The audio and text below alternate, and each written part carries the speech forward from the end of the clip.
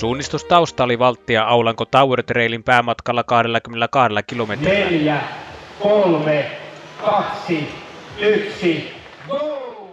Miesten kisassa Samuel Heinonen kävi jännittävän kissa- ja hiirileikin suunnistajakaverinsa Samu Heiskan kanssa.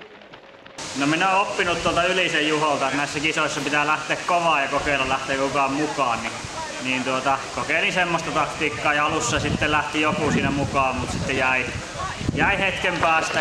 Mutta sitten aika pian näin, että Samu on siinä melko lähellä. Ja sitten se oli semmoista melkoista kissa- ja hiirileikkiä. Me juostiin siinä varmaan, en tiedä, yli 10 kilometriä sillä lailla, että aina mutkassa, kun oli semmoinen käännös, niin aina näkyy, että siellä tulee ja välillä kasvoja ja välillä pieneni. No sitten tuossa toisen huollon jälkeen mulla siinä pikkusen oli omaa pullo ja mä en sitä oikein mukaan ja sitten siinä pikkusen ehkä pääsi lähemmäs siinä ja huomasin, että nyt varmaan tulee kiinni, että sitten otin vähän rauhallisemmin se eka ylämää ja sitten oltiin jo yhdessä siinä, mutta sen nousun päälle sai vähän eroa ja sitten päätin sen toiseen nousuun kokeilemaan, että mulla ei ole minkäänlaista loppukirjaa olemassa, että se pitää aloittaa 3 kilsainen maa.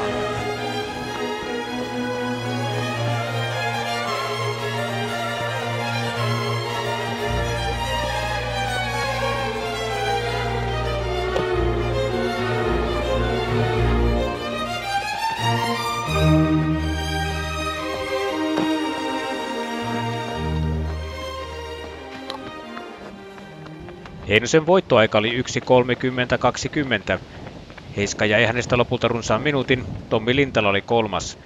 Järjestäjät olivat luvanneet uudesta reittiennätyksestä 100 euron shekin, mutta Jere Pajusen 5 vuotta vanha ennätys piti pintansa parin minuutin turvin.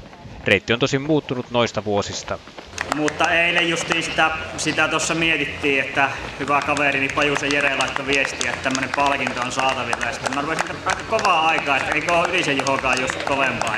Sitten ruvettiin vähän tutkimaan, että ilmeisesti siellä takalenkillä on nyt vähän nopeampaa, mutta siinä on lopussa kuitenkin semmoinen aika väsyneillä jaloilla aika kivinen nousupätkä, että siinä ilmeisesti olin eilen jossain vaiheessa, siellä ainakin joku huusi, että 100 on hallussa tai jotain. Ja kyllä mä katsoin, että mulla oli alta 4 oli keskivauhti siellä ennen. Ja toki kelloon tuli melkein 23. Sen verran ehkä matkakin, jos se on 22, niin kilsa siinä tuli enemmän. Joka tapauksessa voitto maistui Heinoselle, sillä suunnistuskausi on ollut hänelle erittäin vaikea. Keväällä oli vaivaa ja ei oikein suunnistuskaasta tullut yhtään mitään. Että eka kunnon kisa oli viikko sitten ja muutaman viikon on tässä nyt ehkä reilun kuukauden on aika hyvin harjoitellut. Semmonen hyvänä harjoituksena meni tämä. Naisissa ei nähty yhtä tiukkaa voittokamppailua, sillä entinen maajoukkuesuunnistaja Sofia Haajanen lähti jo alussa omille teilleen. Ykkössiä irtosi 6,5 minuutin marginaalilla ajalla 1:54:37. No, ihan mukavaa se oli, että kun sai siinä 8 kilsan jälkeen sai yksin lönkytellä, niin se oli ehkä just sitä, että se oli ihan mukavaa.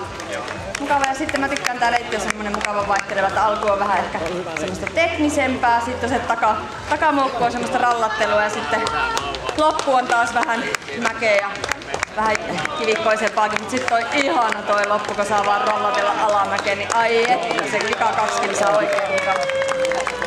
No mä oon tossa puoli vuotta sitten synnyttänyt.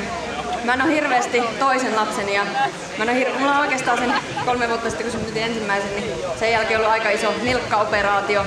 Polkulenkillä yllättäen meni nilkka ja sen jälkeen on ollut vähän synkempää. Piti tähän Nuuksio-treiliin, mä vähän ajattelin, mutta sitten kun päiväkoti alkaa, niin monet, joilla on päiväkoti-ikäisiä, niin tietää, että sit saattaa alkaa kaiken näköiset koskiontelu-tulehdusjutut. Niin sit jäi se Nuuksio, mutta onneksi tänne sitten pääsin.